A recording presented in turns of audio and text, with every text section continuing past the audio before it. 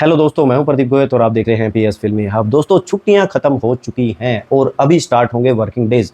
और बंटवारा 1947 के कलेक्शन का क्या हाल होगा, या फिर किसी भी मूवी की अगर हम बात करें, इन दिनों में ही औकात का पता चलता है कि वर्किंग डेज के अंदर उनका कलेक्शन क्या आ रहा है। ये चीज़ें सबसे मेन होती हैं। तो भाई, जैसा कि दोबारा से रिपीट करते हैं, जो इसका पहले दिन का कलेक्शन था वो कितना था?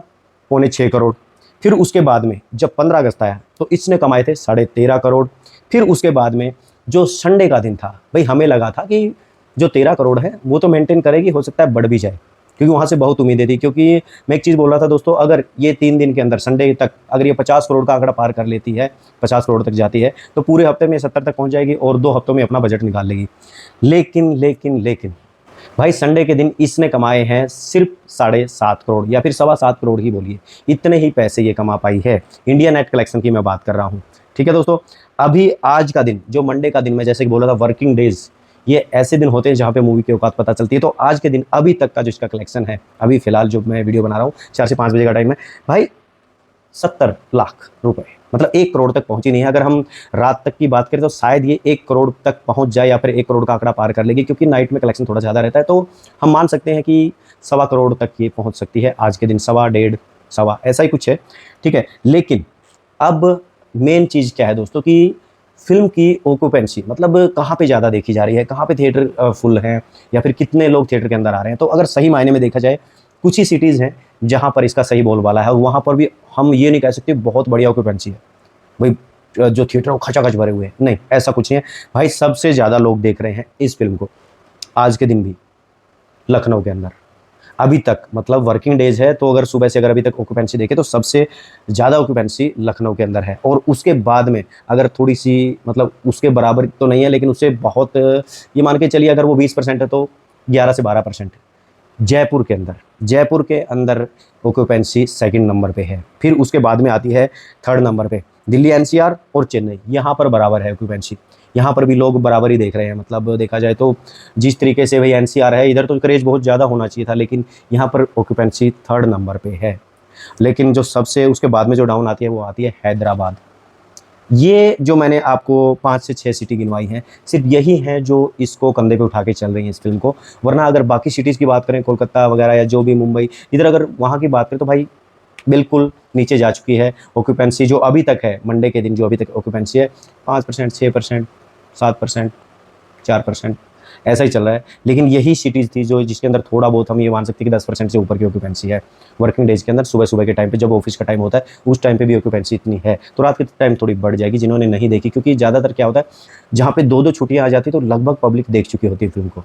तो उसके दौरान भी जब इसका आंकड़ा है, जो मैं अभी बात करता हूँ ग्रॉस कलेक्शन की, तो इसका जो टोटली जो ग्रॉस कलेक्शन है वो 33 करोड़ ही पहुंचा है अभी तक, जो कि 50 करोड़ पहुंच जाना चाहिए था इन 3 दिन के अंदर।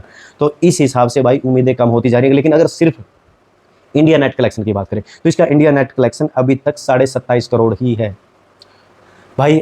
अब देखो, मैं झूठी उम्मीदें नहीं दूंगा, सीधी सी बात है, अगर ये 3 दिन के अंदर 50 करोड़ पार करती तो कुछ हो सकता था, बजट निकल सकता था। लेकिन अब जो ये वर्किंग डेज है, इसके अंदर तो मूवियाँ वैसे भी कुछ अच्छा नहीं करती हैं। और जिस तरीके से आज का इसका कलेक्शन दिखाई दे रहा है, इस हिसाब से मुझे तो पर्सनली लग रहा है 2 करोड़ 3 करोड़ 2 करोड़ 3 करोड़ यहीं पे ये सिमट के रह जाएगी जो वर्किंग डेज है इनके अंदर। लेकिन अगर थोड़ा बहुत जंप मार दे तो अलग बात है। जब छुट्टी के टाइम पे अगर जंप नहीं लिया तो फिर बाकी हम क्या उम्मीद कर सकते हैं। तो कहीं ना कहीं ये चीज़ें इसके लिए डाउन है। और एक चीज़ मैं बोलूँगा, सेकंड वीक में ये मान के चलिए इसके पास फ्राइडे, सैटरडे और संडे 3 दिन होंगे। उन 3 दिन के अंदर जिस हिसाब से ये कलेक्शन है, तो ज़्यादा से ज़्यादा ये 30 करोड़ कमा सकती है, ज़्यादा से ज़्यादा। तो इस हिसाब से तो भाई बजट निकलता हुआ दिखाई नहीं दे रहा है। मुझे पर्सनली अभी लग रहा है कि 100 करोड़ तक भी पहुंच जाए तो बड़ी बात होगी, बहुत बड़ी बात होगी अगर इस 100 करोड़ का आंकड़ा छू लेती है तो। भले ही बुरा लगे भाई सभी को, लेकिन सच सच है। क्योंकि उसके बाद में मैं बार बार बोल रहा हूँ, टॉक्सिक आ जाएगी, और टॉक्सिक आने के बाद में इसको हिलने भी नहीं देगी। ये आवारापन 2 को नहीं हिलने देगी भाई, ये तो छोड़ ही दीजिए। क्योंकि एक बार तो थिएटर खचाखच भर जाएंगे वहाँ पे। और अगर उस मूवी की स्टोरी, वैसे बता देता हूँ, जो टॉक्सिक है उसकी स्टोरी भी लीक हो चुकी है।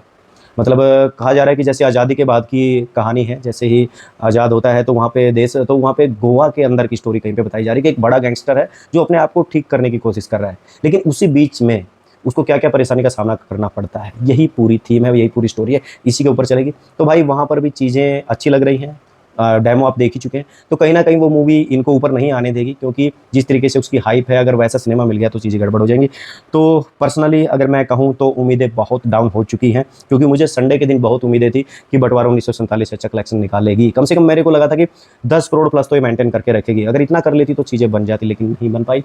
तो भाई ये था छोटा सा अपडेट, छोटा सा वीडियो बंटवारा 1947 मूवी के कलेक्शन के ऊपर, वीकली कलेक्शन के ऊपर। तो मिलते हैं नई वीडियो में नए अपडेट के साथ, तब तक के लिए बाय।